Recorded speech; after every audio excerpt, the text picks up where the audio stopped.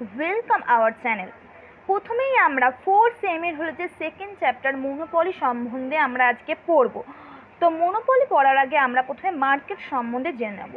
Market সম্বন্ধে আমরা জেনে নেব। জিওগ্রাফিক্যাল দিক থেকে মার্কেটকে হলো যে 3 ভাগে ভাগ করা হয়ে থাকে। কি কি সেইগুলো? প্রথমে হলো লোকাল মার্কেট, তারপর হলো যে ন্যাশনাল মার্কেট, তারপর হলো যে ইন্টারন্যাশনাল মার্কেট। তাহলে জিওগ্রাফিক্যাল দিক থেকে, ভৌগোলিক দিক থেকে মার্কেটকে 3 ভাগে ভাগ, একটা লোকাল মার্কেট, একটা ন্যাশনাল মার্কেট, একটা ইন্টারন্যাশনাল মার্কেট। তারপর আমরা কম্পিটিশনের দিক থেকে মার্কেটকে আমরা 3 ভাগে ভাগ করব।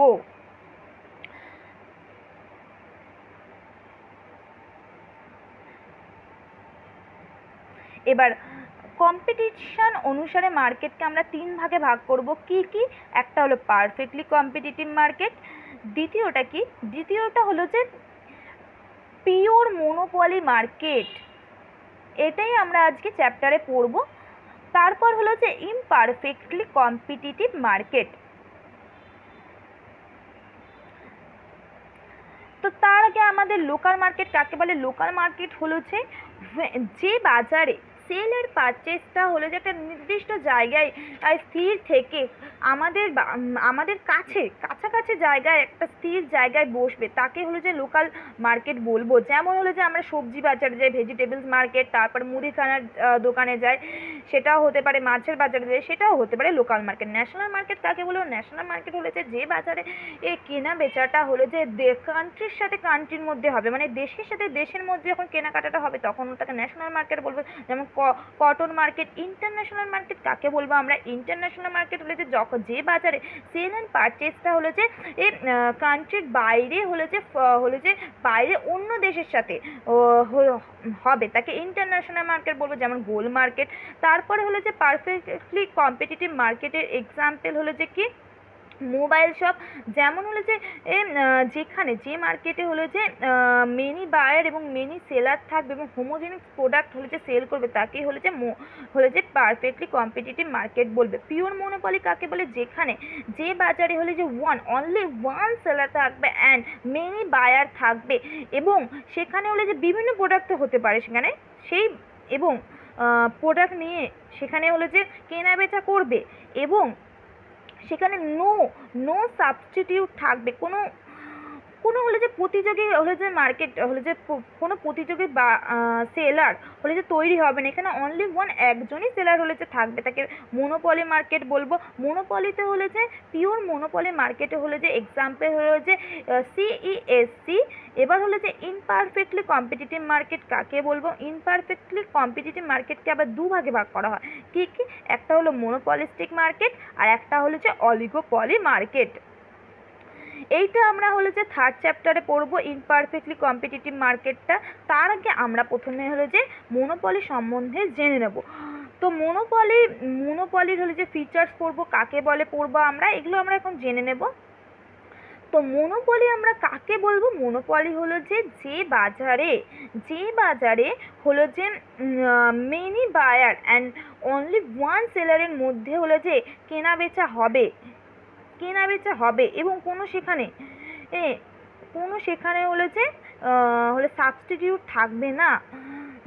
যেমন ধরো হলো যে তোমরা কোথাও ঘুরতে গেছো, সেখানে মানে কাশ্মীরে ঘুরতে গেছো, দেখেছো যে একটা দোকান আছে, সেখানে সেই একটা মাত্রই দোকান আছে, তার পাশে কোনো দোকান নেই, সেখানে সে তোমার থেকে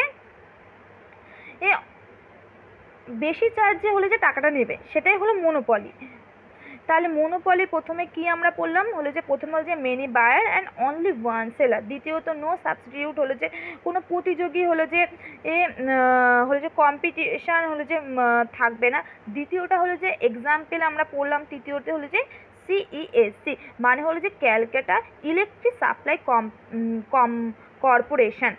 এবার হলো যে মোনোপলির আমরা ফিচার্স পড়ে নেব। মোনোপলির ফিচার্সে হলো যে আমরা প্রথমে আমরা হলে কাকে বলে হলো যে পড়লাম, মোনোপলিতে মেনি বায়ার থাকবে অ্যান্ড অনলি ওয়ান সেলার থাকবে। তারপরে কি হলো যে আমরা বললাম যে প্রাইস মেকার, সে নিজেই তার প্রাইসটা ঠিক করতে পারবে, নিজেই যে দেখবে যে যে যদি রিচ হলো যে পার্সেন্ট গিয়ে তাহলে তার থেকে বেশি টাকা নেবে। তারপরে হলো যে নো সাবস্টিটিউট, কোনো হলো যে তার প্রতিযোগী হলো যে কোনো কেউ থাকবে না, এবং ডিফারেন্ট প্রোডাক্ট, নিজের একটা ইউনিক প্রোডাক্ট সে তৈরি করবে, তাহলে সে মনোপলি হবে। এরপর হলো যে মনোপলির সোর্স কী কী, উৎস কী কী মনোপলির, হলো যে তার আগে আমাদের জেনে নিতে হবে যে ইন্ডেক্স কার ইন্ডেক্স, হলো যে লার্নার ইন্ডেক্স, সেটা জানতে হবে। এটা যেহেতু এই সাবজেক্টটা 4 সেমের হলো যে এমসিকিউ পেপার, তার জন্য এটা শুধু ইন্ডেক্সটা কি সেটাই জেনে রাখতে হবে। লার্নার একটা ইন্ডেক্স তৈরি করেছিল, তার সেই লার্নার ইন্ডেক্সটাই হলো যে এখানে আমরা বললাম, হলো যে কি সূত্রটা, হলো যে ইন্ডেক্সটাই শুধু লাগবে P minus MC by P. P মানে এখানে প্রাইস, এমসি মানে মার্জিনাল কস্ট, আর বাই পি। এবার হলো মেন যে সোর্সগুলো, সেই সোর্সগুলো কী কী, মেন যে সোর্সগুলো সেটা প্রথমে হলো গভর্নমেন্ট ল, দ্বিতীয় হলো যে পেটেন্ট রাইট, তৃতীয়টা হলো যে ওনারশিপ, র মেটেরিয়াল, চতুর্থটা হলো যে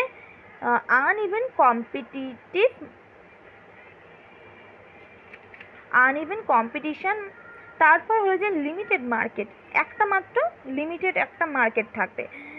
এটাই হলো যে মেন সোর্স। তাহলে কী কী মেন সোর্সগুলো, গভর্নমেন্ট ল, দ্বিতীয়ত পেটেন্ট রাইট, ওনারশিপ অফ র মেটেরিয়াল, আনইভেন কম্পিটিশন, তারপর হলো যে লিমিটেড মার্কেট, তারপর হলো যে সার্টেল ফরমেশন। এবার ভালো করে তোমরা বুঝেছো।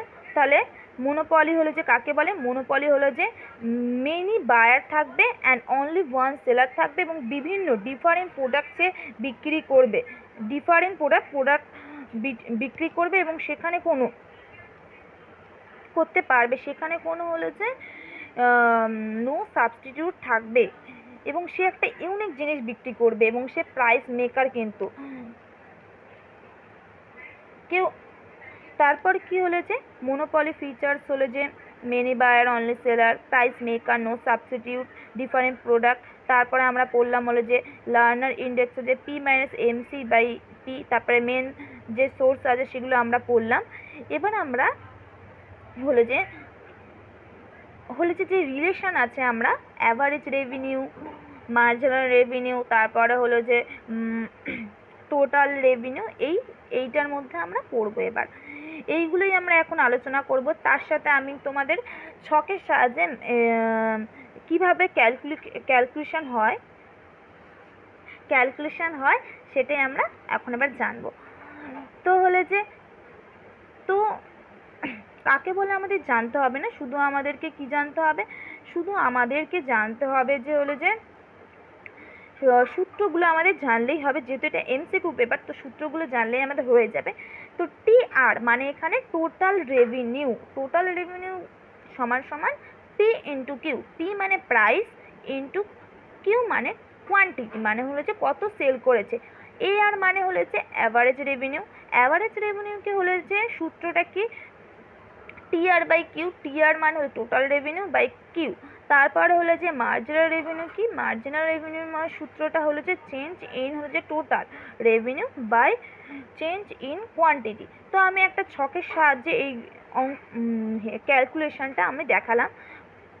এখানে কিউ মানে কোয়ান্টিটি, প্রাইস মানে হলো যে পি মানে প্রাইস, টিআর মানে হলো যে টোটাল রেভিনিউ। তো টিআর বের করার ফর্মুলা কি, টিআর ফর্মুলা হলো যে পি ইন্টু কিউ, তো 10 ইন্টু 1 মানে 10, সেটাই আমরা করেছি। এবার এআর এর সূত্র কি হলো যে টিআর বাই কিউ, তাহলে কি হলো টিআর মানে 10 আর কিউ মানে হলো যে 1, তাহলে 10 বাই 1 মানে 10। তারপরে এইভাবে আমি বের করছি। তারপরে হলো যে মার্জিনাল রেভিনিউ সূত্রটা কি, change in TR by change in Q, হলো যে চেঞ্জ কত হচ্ছে 18 থেকে মাইনাস 10 করলে যেই ডিফারেন্টটা পড়ছে, প্রথমে তো 10 ইউনিটটা যেহেতু কিছু হচ্ছে না, প্রথমে 10 ইউনিটটা বসে তারপর চেঞ্জ হচ্ছে, তো 18 ইউনিট বার হচ্ছে, তাহলে 10 থেকে 18 থেকে 10টা মাইনাস করে আমরা যত হচ্ছে সেটাই আমরা লিখবো 8, তারপর 24 থেকে 18 6, তারপর 28 থেকে 24 4, আর তারপর 30 থেকে 28 হলো যে 2, 30 থেকে 30 হলো 0। তো এইটাই আমরা প্রথমে জানলাম। তো তোমরা তাহলে বুঝলে টি আর সমান সমান হলো যে টোটাল রেভিনিউ, যেখানে সূত্র হলো যে P into Q. P into Q মানে হলো যে এখানে 10 ইন্টু 1 10, 9 ইন্টু 2 মানে 18, 8 ইন্টু 3 মানে হলো যে 24, 7 ইন্টু 4 মানে 28, 6 ইন্টু 5 মানে 30, তারপরে 5 ইন্টু 6 মানে 30। তারপর হলো যে এ আর সমান সমান হলো যে এআর মানে হলো যে অ্যাভারেজ রেভিনিউ, যেখানে হলো যে টোটাল রেভিনিউ হলো যে বাই কিউ হলো যে 10/1 মানে 10, তারপর হলো যে 18/2 মানে 9 এইটাই। তারপর হলো যে